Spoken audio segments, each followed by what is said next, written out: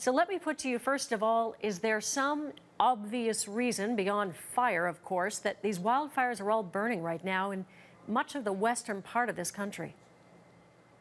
A large part of the reason, Diana, has to do with two factors. One is the climatic change that's affecting the Arctic, the northerly latitudes, and for the last decade or so, we've had a significant drying of the northerly boreal forest and the tundra areas. And then further down the coast, we've had this large patch of warm water. It's called, meteorologists are referring to it as the blob, and it's a very, very large patch of warm water that's been influencing the jet stream, and it's been drying out the west coast from Alaska south through BC, Alberta, Saskatchewan, and down as far as California.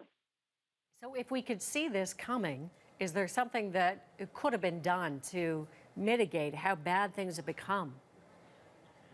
Well, as far as the weather is one factor and fuels are another, and getting out of the fuels deficit that we have right now, we've got too much fuel on the ground, and our forests are basically too dense.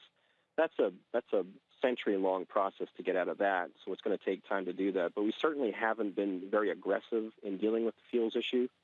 Governments have also, through belt tightening and other activities, have cut back on firefighting resources. So at a time when we're expecting to see more and more fire activity and more severe fire activity, we need to change some of those directions.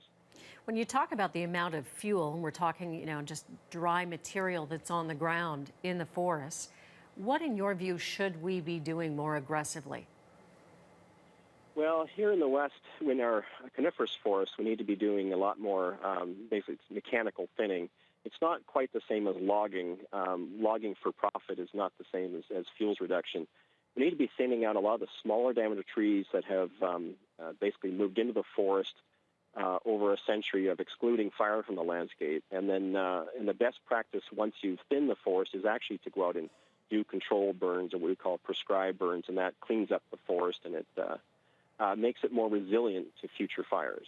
As you say, it's not the same as logging for profit, but in the minds of some, it's tampering with nature. Is that part of the reason that you think there hasn't been a more aggressive approach? Certainly, there's an attitude that we've made a mess of things to get to where we're at, and it's hubris to think that we can fix it.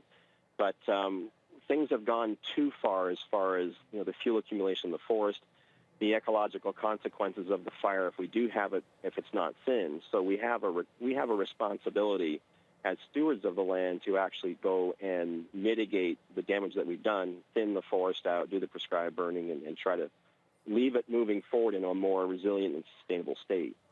I understand as well that you have a thought about the notion of a carbon footprint or carbon offsets, where companies, in order to reduce a tax load perhaps, will plant trees, will show that they're doing something for the environment, but that can backfire in this case.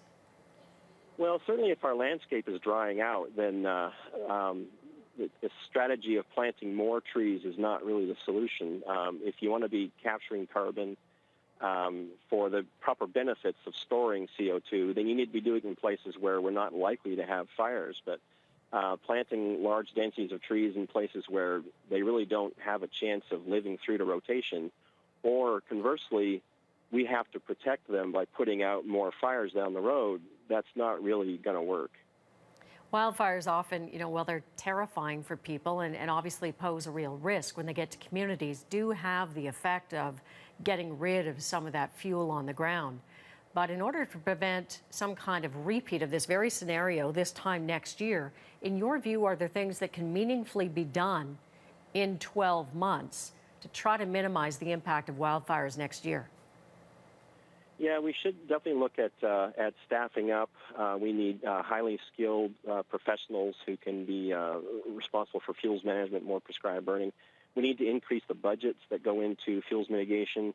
We're not going to solve it all in 12 months before next year's fire season, but we can certainly make a lot of headway in a fairly short period of time. But we need to start changing the direction that we've been taking it and move forward for the next couple of decades, and then I think we might have some success.